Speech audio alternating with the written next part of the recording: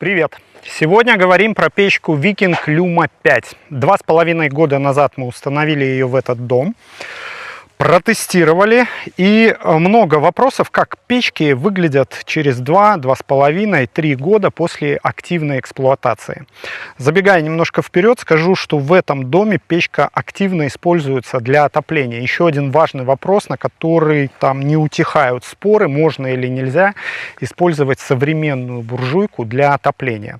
Для этого я все-таки вытяну хозяев этого дома в кадр, и они сами расскажут о том, как пользуются печкой, как быстро она нагревает дом, как быстро или долго дом остывает. В общем, я думаю, что интересно будет послушать.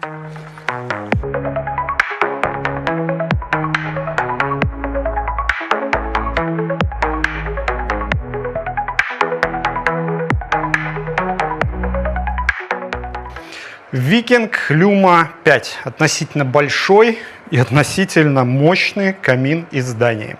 Трехсторонняя печка, высокая, специально подвышенная, и если есть желание, то можно вот в эту верхнюю часть загрузить еще дополнительно теплонакопительную массу. Но от этого русской печкой, кирпичной, массивной, она не станет, потому что масса сюда влезет всего около 35 килограмм. Этого, конечно, недостаточно для того, чтобы в сутки отдавать тепло. Максимум печка сможет задержать где-то часа на 2 активной такой теплоотдачи. Но еще какой частый вопрос. Степан, у тебя камины красиво горят только в первый день, когда ты их запускаешь, а потом они становятся грязными, некрасивыми, вообще никакими. Не буду скрывать, печку мы почистили вместе с хозяевами, когда приехали. Но если вы регулярно ухаживаете за ней, то она выглядит у вас вот примерно так. Чистые стекла и чистая камера горения. По поводу камер горения, давайте сразу смотреть, в каком состоянии вермикулит. 2,5 года активной жесткой эксплуатации. Он целый, он поменял цвет, он теперь не желтый, он такой, он все еще желтый, но он гораздо светлее. И видны такие небольшие пятнышки, где дрова касались вермикулита, там остаются небольшие вмятины, но нет ни одной трещины. И давайте посмотрим на под внизу. Абсолютно целое чугунное корыто, по-прежнему большое, чистое и красивое. Ну, только что его не помыли, просто пропылесосили. И волшебный механизм по-прежнему работает. Бездоганно, как говорит один из моих коллег. Отлично. Укладываем дрова. Здесь мы устанавливали сначала одностенную трубу до потолка, поэтому была возможность установили шибер на всякий случай. И если у вас есть шибер, напоминаю, убедитесь перед розжигом, что вот это ушко смотрит у вас вертикально вверх или вниз. Ну, главное, чтобы не вот так, не горизонтально. Итак, шибер открыт. Вторая регулировка, больше-меньше, ее нужно открыть. Открытая она ближе к центру и к краю печи полностью закрыта. Открываем подачу воздуха и можно начинать розжиг. Если долго не пользовались печкой, это не тот вариант. Здесь печка ежедневно эксплуатируется, но если долго не пользовались, то можете прогреть канал, убрать воздушную пробку, чтобы печка лучше разгоралась. Итак, укладываем колодцем, оставляем между щепой много воздуха и направляем горелку в центр. Для того, чтобы дым меньше подбрасывал в помещение, все-таки печка имеет 2 зуба, и в открытую она работать не будет. Поэтому чуть-чуть прикрывайте дверь, оставляйте щель небольшую, и через нее можете горелкой направлять пламя к щепе. Что вчера у меня один из клиентов спрашивал: вы всегда пользуетесь горелкой? Нет, дома я вообще никогда горелкой не пользуюсь. Мне интересно разжигать камин с одной спички. Но это такой загон, спорт. Такой спортивный интерес, получится, не получится. Ну, на объектах, как правило, времени нету этим заниматься, поэтому пользуюсь горелкой. Пламя схватилось, дверь не закрываете до конца, секунд 30 надо будет подержать вот так дверь прикрытую, и остается слева вот здесь небольшая щель. Минута меньше 30-40 секунд, сухие дрова быстро схватываются, и дверь можно закрывать. Как только закрыли дверь, пламя сразу поменяется. Оно так сейчас припадет и потом начнет разгораться. Максимального оно своего объема достигнет, когда огонь дойдет до нижних 3 полешек. Здесь огня будет прям избыточно много. Но вот эта первая закладка, она нужна нам для того, чтобы образовался слой угля. Здесь так получилось, что печка стала практически посреди дома, и установили мы ее возле лестницы. Я очень люблю, когда мы печку устанавливаем по центру дома, возле лестницы. Главное условие – это чтобы она не мешала ходить, ну, то есть не мешала такому естественному транзиту по дому. И так как рядом нет ничего горючего, я не беру ступени. До ступеней, во-первых, они здесь закрыты, они деревянные, но закрыты, и на них нет никакого излучения, поэтому сразу от печки мы установили одностенную трубу. Плюс, да-да-да, одностенная труба лучше отдает тепло, и в том числе держали в голове элемент отопления. Итак, полметровая труба сразу, дарковская, потом шибер и еще полметра. Дальше за 30 сантиметров мы перешли на трубу сэндвич.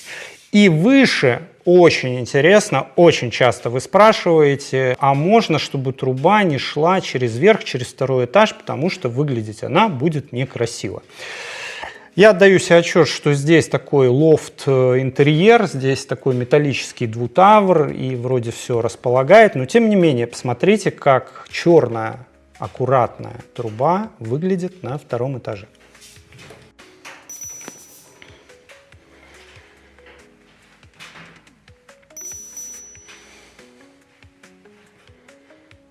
Да, на 2-м этаже точно такой же, как на потолке, черный лист, который закрывает короб из суперизола. Точно такой же лист, прямой, мы устанавливаем наверх. Дальше идет аккуратная черная труба.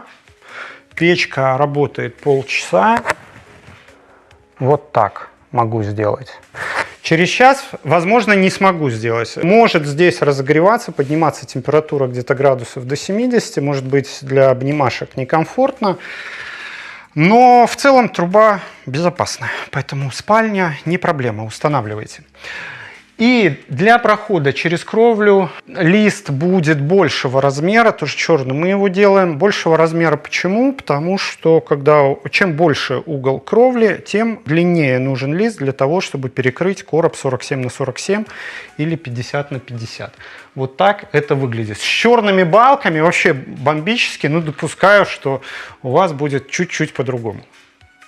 Вы, очевидно, обратили внимание, что печка здесь трехсторонняя. Да. Потому что, когда мы ставим камин по центру дома, то виден он отовсюду. Здесь стоит обеденный стол, а вот на противоположной стене, возле окна, кресло для чтения. То есть, сидя на нем, тоже прекрасно виден огонь. Сразу при розжиге стекло помутнело. Вот это та самая еще первая закладка, которую мы с вами сделали. Она догорает, через 5 минут догорит. Но стекло снова стало прозрачным. Ну, не прозрачное, как слеза, но огонь виден прекрасно. Викинг в моделях Люма использует двойные боковые стекла. Делает это не случайно. Напоминаю, делается это для того, чтобы на внутреннем стекле росла температура. 2 стекла пропускают жар меньше, чем одно. Соответственно, на внутреннем температура растет и сажа быстрее выгорает. Снова обращаю ваше внимание, что камера чистая. Вот только догорела первая закладка дров, вся сажа, которая сразу появилась, она тут же выгорела, и такая камера будет сохраняться всю топку. Вот если будем мы тут 2 или 3 часа топить эту печку, вот все 2 или 3 часа она будет чистая и светлая. Тут в кадре будут мелькать животные, в основном коты. Но когда есть домашние животные, когда есть дети, то не последний вопрос от вас – это безопасность. Можно ли обжечься? Значит, о стекла можно обжечься. Даже боковые, несмотря на то, что они двойные, трогать их, конечно, нельзя. Что 400, что 300 градусов будет ожог. Но вот случайное касание каких-то боковых поверхностей. Вот здесь просто холодно. Я, к сожалению, не брал тепловизор, ну вот просто поверьте, можно и щекой прикоснуться. Вот здесь более горячо, но от случайного касания, опять же, мне ничего. Сзади задняя поверхность. Смотрите, друзья мои, вот тут вот просто температура пола. И вот она чуть-чуть начинает она прогреваться. Вот здесь вот здесь становится жарко, вот здесь вот некомфортно. Вот это вот самая часть, самая нагретая. Вот здесь руку долго не подержишь. Но видите, ожога тоже никакого нет. Итого вот эти печки устроены они таким образом, что они безопасны. А как же они греют? В 100-500 раз напоминаю, что корпус внутри, он все-таки разогревается. И разогревается не сильно меньше по температуре, чем чугунные печки. Но вокруг стальных печей, футированных вермикулитом, есть еще кожух конвекционный, который этот жар направляет вдоль печи, и он выходит вот через эти отверстия сверху и вот здесь по бокам. Когда мы говорим о том, что печка эксплуатируется постоянно, то не последний вопрос – это вопрос дров. Хранят их вот так, как их нужно хранить. Вот такой импровизированный дровник соорудили на улице, снизу поддоны, трубы, навес из металлопрофиля. Дрова эти хорошо продуваются, и в принципе, если их заказать зимой, то к осени, к отопительному сезону они уже вполне себе высохнут. Здесь по нашей же рекомендации чаще всего заказывают обычную березу. Иногда вы спрашиваете, можно ли дуб, граб, ясень, якобы эти дрова лучше. Они не то что лучше, они жара дают больше, но по факту, так как сама древесина плотнее, то сушить ее придется дольше. Дуба технической сушки я не встречал, наверное, не помню, а сушить его естественным путем 2-3 года просто лень. Поэтому береза в этом плане более благодарная древесина. Щепа, которую мы закладывали сразу, практически догорела. Где-то минут 30-35 прошло.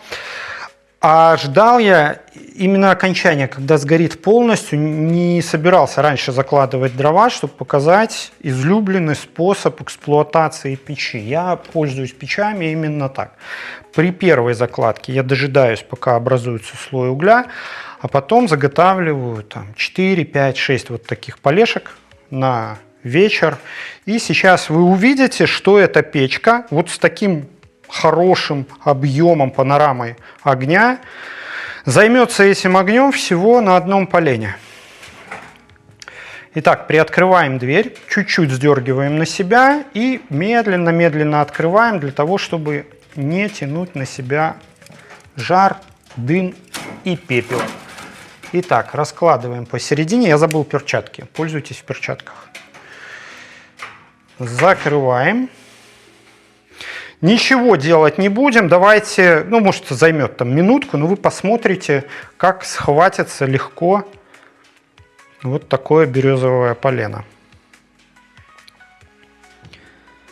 Сейчас подогреют его уголечки снизу. Пойдет влево, вправо огонек. Сзади поднялся. И уже когда огонь переберется на переднюю часть вот этого полежка, я немножко отрегулирую, уберу лишнюю подачу воздуха. Напомню, что сейчас воздух полностью открыт.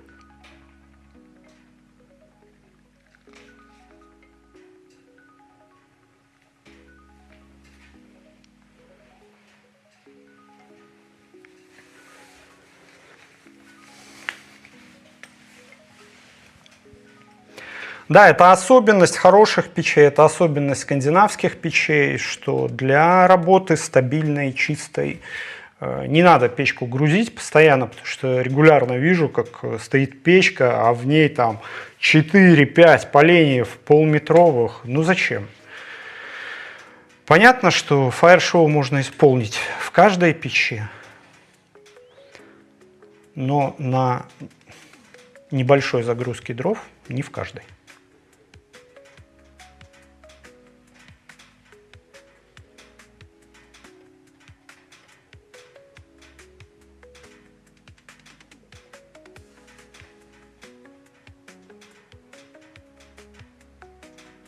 Наверное, не лишним опять будет напомнить, что Викинг использует в своих печах биметаллические пружины.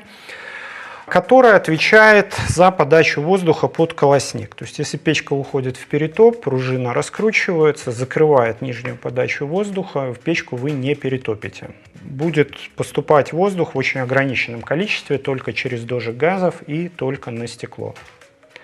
Но опять же, когда печка остывает, остаются угли, вам не надо ворочать вот эту ручку, печка снова сама вернет пружину в обратное положение, откроет нижнюю задвижку, и угли просто продуются свежим воздухом. То, что я вам и говорил, как только пламя перейдет на переднюю часть полена, да, огня будет даже много. Видели? 25 сантиметров, по весу чуть больше килограмма, наверное, килограмм 200, килограмм 300 грамм это полежка. Давайте где-то в среднее положение. К слову, давайте сразу посмотрим с вами на герметичность, потому что печка 2,5 года в эксплуатации, ничего не меняли, никакие уплотнительные шнуры, и как будто печка могла потерять герметичность. То есть, когда мы закроем, печка будет продолжать работать интенсивно. Но нет. Посмотрите, друзья, что мы закрываем, печка ничуть не потеряла в герметичности, она практически потухла.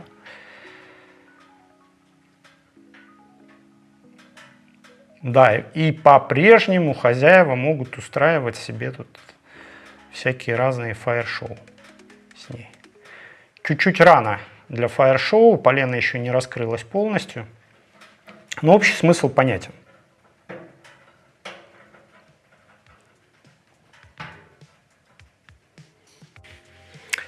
Я сейчас попрошу оператора, чтобы он прошел вокруг печи, и вы увидели, что на том самом маленьком полежке видно огонь, его много, его видно отовсюду.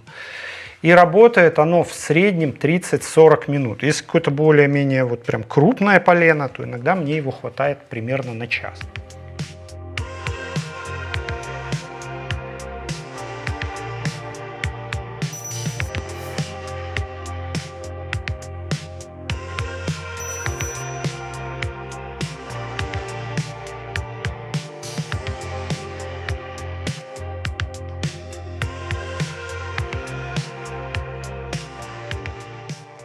Друзья мои, это Ольга и Глеб. Мы у них в гостях, и именно им 2,5 года назад я установил эту печку. Это не просто место, это, в общем-то, очень классное место для отдыха. Называется усадьба Гага Хаус. И поэтому все, что мы скажем, можно просто приехать и проверить. Не просто верить на слово, потому что мы сейчас будем рассказывать сказки вам про отопление и про выгодность отопления дровами. Вот. Действительно, вы можете приехать, посмотреть на печку, на одну, на вторую, на третью. Здесь прям несколько домов, и все они топятся при помощи печей. Да. Расскажите, как пользуетесь этой печкой, потому что я анонсировал ребятам, что вы топитесь для отопления. Может, я соврал? Нет. Отопление у нас еще не включено, можно котел посмотреть. Да. Ничего не... Сегодня 19 октября. Да. Мы еще не включали отопление, вот один раз в день. Только утром, потому что да. И его полностью нам хватает. Следующим утром у нас получается в доме плюс 19 градусов. А с вечера сколько? 23 там дотапливаем. Ну, мы тоже особо, ну сколько там, мы 2 утром... часа попалили и все. Да. Это привет всем комментаторам, которые говорят, что в доме дубак, как только печка перестает топиться, тепло держит не печка, тепло в вашем случае, я так понимаю, держит дом. У нас держит дом. Да. Кирпичный дом, утепление.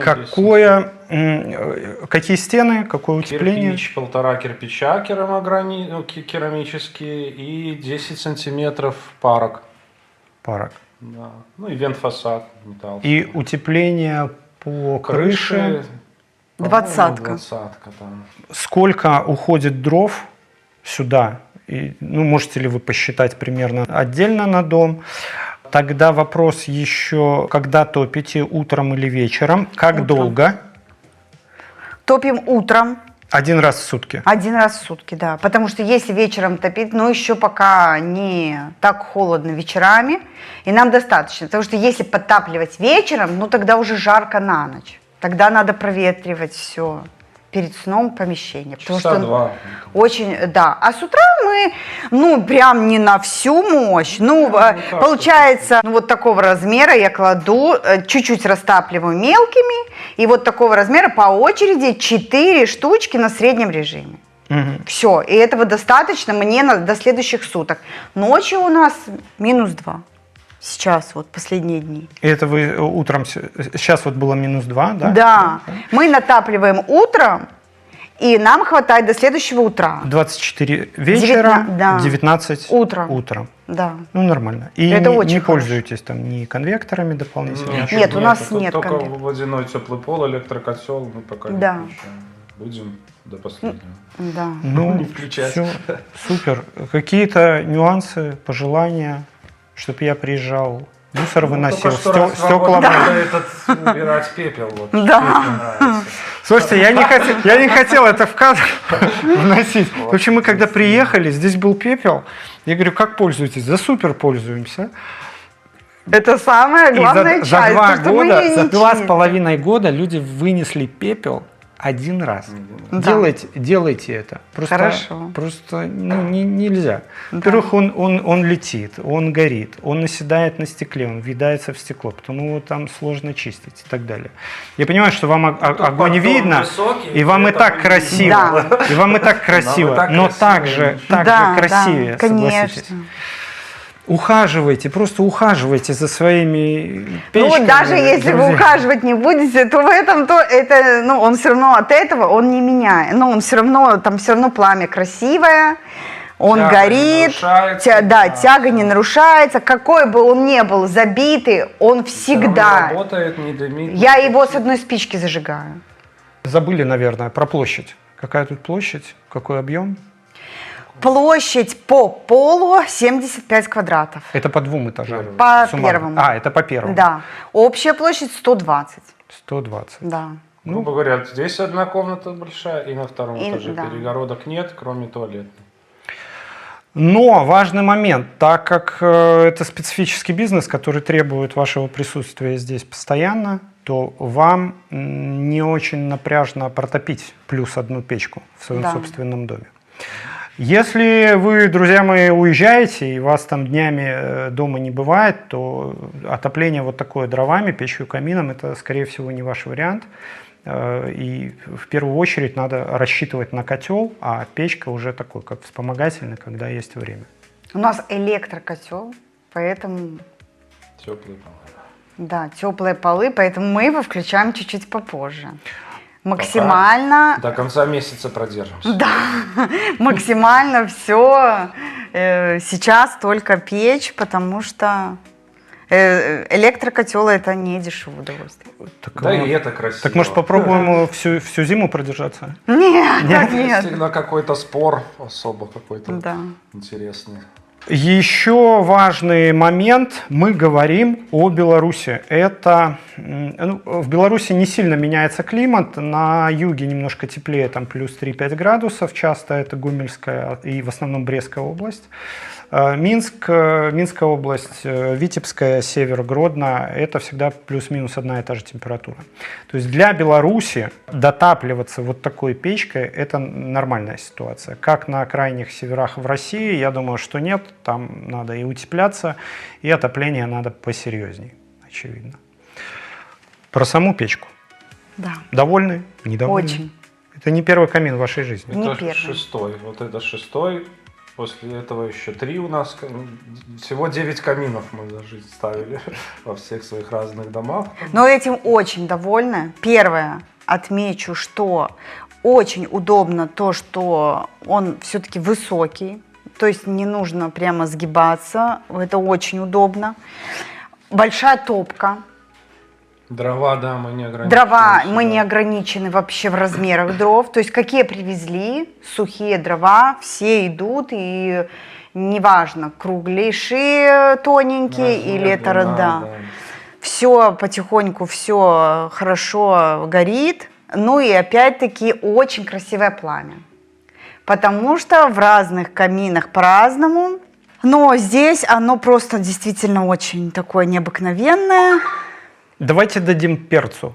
Да. Какими каминами пользуетесь? Вы же... Да, у нас были камины Йотл.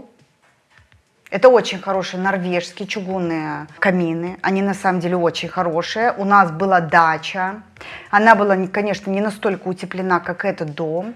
И мы этот камин кочегарили. Там не было тарифов у нас никаких. И там тоже было электроотопление. Мы камин кочегарили круглосуточно. И он выжил. Да. Еще люди пользуются. Люди пользуются, люди все очень довольны.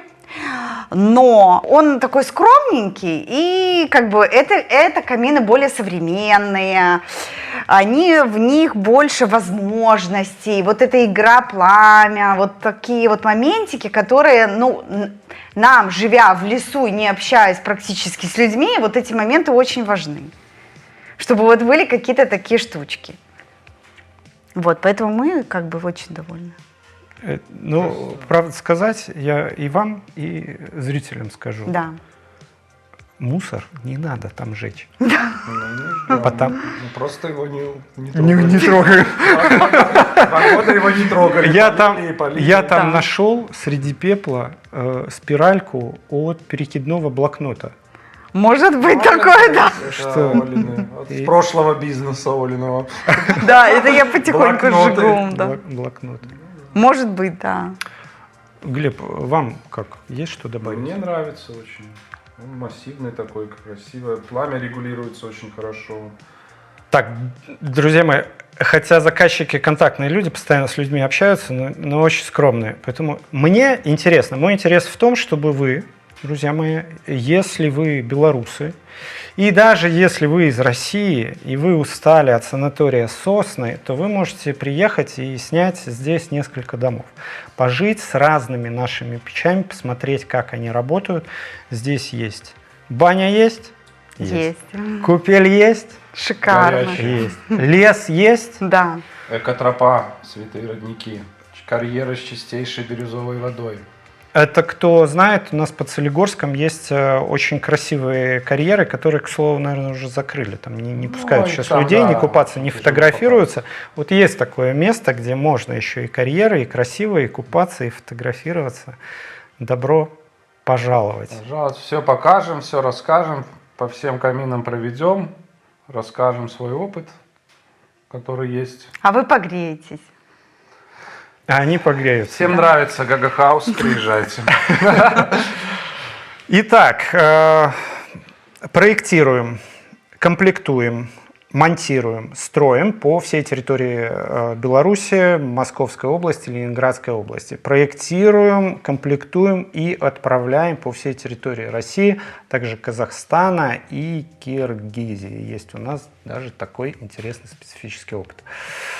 Присылайте свои проекты, присылайте хотя бы фотографии своих домов, и я буду рассчитывать смету под ключ, высылать ее вам. Сколько стоит этот камин, Степан знает, вы же никому не скажете. А мы не помним уже, 2,5 года прошло. Ну и прекрасно. Всем счастливо, пока.